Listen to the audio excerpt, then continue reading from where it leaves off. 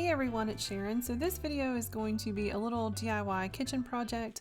I'd been looking at my kitchen recently and just thinking that it's so plain and just needed something to add a little bit of character. So I decided to create a little backsplash using a stencil. So I'm going to show you guys how I did that. Our kitchen is a constant work in progress.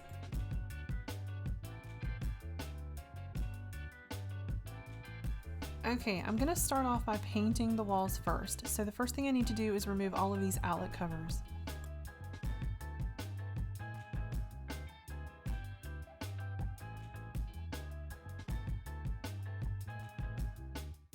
So anytime that I'm painting walls, I always like to make sure that the wall is good and clean first. Sometimes they can just attract dust. A lot of food obviously will get splattered up here on the walls. So I'm just going to take some Dawn dish detergent, mix it with warm water, and use a sponge to clean off the walls.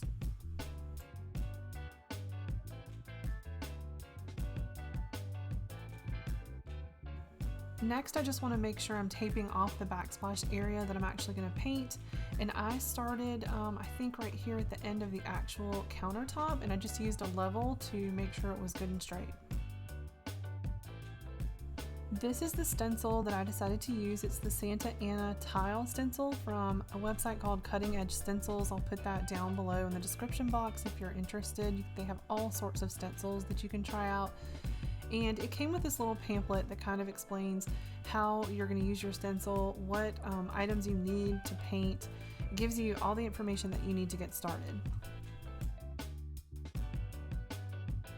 They also threw in a 15% off my next order coupon, and they gave me 3 extra little stencils to play around with, which I thought was kind of a cool thing to do. Okay, so you can do this however you decide, but I thought that I would paint my backsplash in the same color that my cabinets are, which is white duck in Sherwin-Williams paint. It's kind of a warm white, so it's not like a stark white. And then I'm gonna paint over that and do my stencil design in this color, which is agreeable gray. So to paint the background part, I'm just using this brush and a little roller kit from Walmart.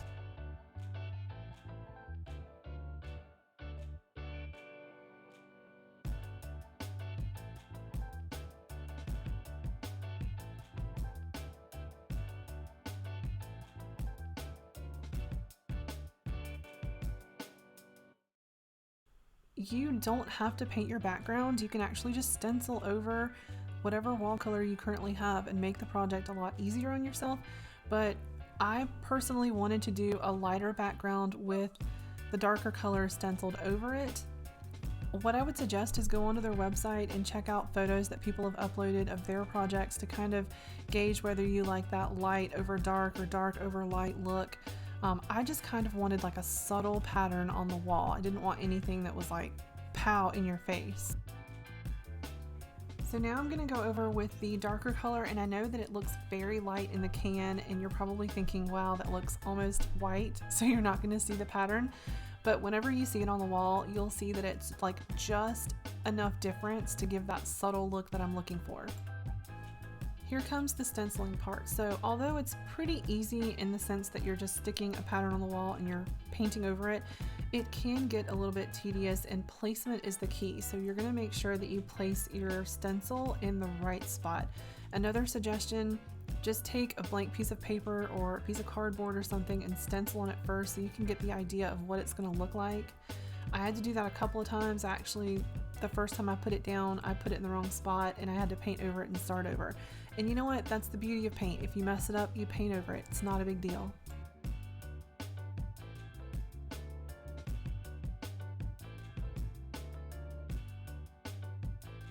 This stencil is made out of a very flexible plastic material, so it's very bendable, and you can easily kind of bend it into the little creases and cracks. There are going to be some areas that are going to be tough to get, but what I would suggest is just leave those for the very end, because I'll show you in the very end that you're going to end up cutting your stencil.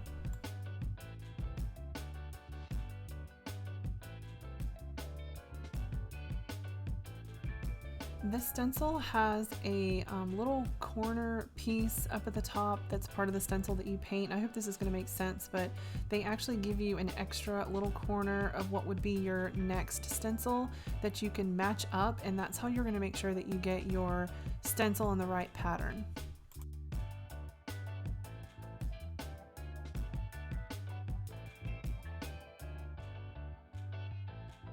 So once you get 1 or 2 patterns on the wall, it gets a little easier from there and goes a little quicker. I'm just doing 1 stencil on top, and then I'll move the stencil down to the bottom row and do 1 there, and I just move over to the left. So one tip I would give you is to make sure that you don't have too much paint on your roller to where it's like gloppy. It'll bleed, and I don't, gloppy is not even a word, but you know what I mean. It'll bleed and it just looks like a mess. So you just want to have just enough paint to cover your roller. So this is where I'm at right now. You can tell that the very top row and the bottom row are going to be like half a stencil, so we will come back to those later. The next tip I'm going to give you is to make sure that you are washing your stencil throughout the process. If you don't, you're going to get paint buildup around your cutout parts, and as you're painting, you're going to see that the whole pattern is not coming through.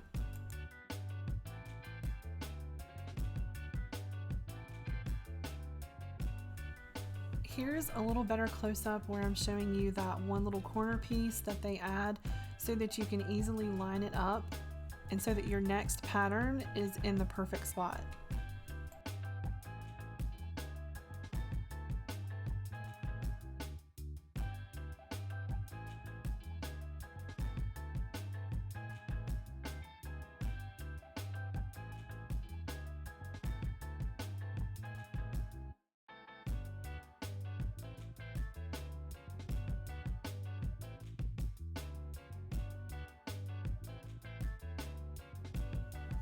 So excuse the mess, but you can see here that I've gotten all of the full stenciling part done, and the only part left to do is the part that's going to end up being like half a stencil.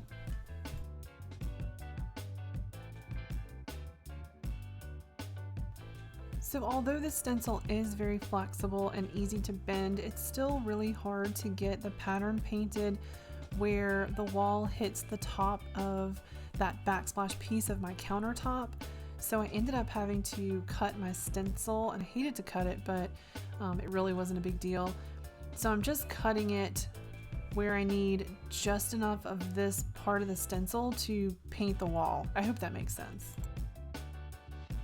Also, since this is such a small piece of the stencil, I obviously am not going to be able to use the roller on this, so I had to pick up this pack of stenciling paintbrushes from Walmart. I think these were a little less than $4.